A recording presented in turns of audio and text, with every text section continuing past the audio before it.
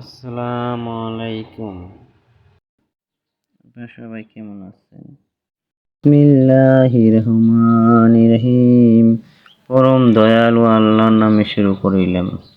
আজকে আমি সূরা ইখলাসের আরবির বাংলা তর্জমা করিব। সবাই মনোযোগ সহকারে শুনবেন। কুল হুয়াল্লাহু আহাদ, আল্লাহ এক, অদ্বিতীয়, তার কোনো শরীক নাই। আল্লাহুস সামাদ, আল্লাহ কারো কাছে তার কাজের জন্য মুখাপেক্ষী নন এবং কারো কাছে কৈফিয়ত করতে হবে না, কারো কাছে জবাবদিহি করতে হবে না, কারোর নিকট সে দায়বদ্ধ নয়। আল্লাহ লাম ইয়ালিদ ওয়া লাম ইউলাদ, কথার অর্থ হচ্ছে তিনি কাউকে জন্ম দেননি এবং তাকে কেউ জন্ম দেয়নি।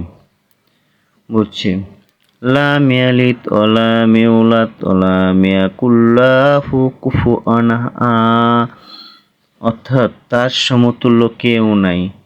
যে আল্লাহ এক, এবং এই সূরা থেকে পরিশেষে আমরা এটাই বুঝতে পারি যে আল্লাহ এক, অদ্বিতীয়, তার কোনো শরিক নাই এবং তার কাজের জন্য কাউকে জবাবদিহি করতে হবে না এবং তিনি কারো নিকট দায়বদ্ধ নয়।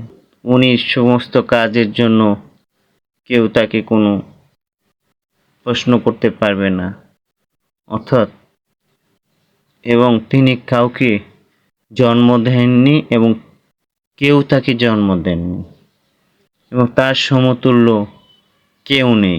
এই দুজাহানের মালিক, বাদশার মালিক উনি, সমস্ত পৃথিবীর মালিক উনি এবং তাকে কেউ জন্ম দেয় নাই এবং তিনি এক, অদ্বিতীয়।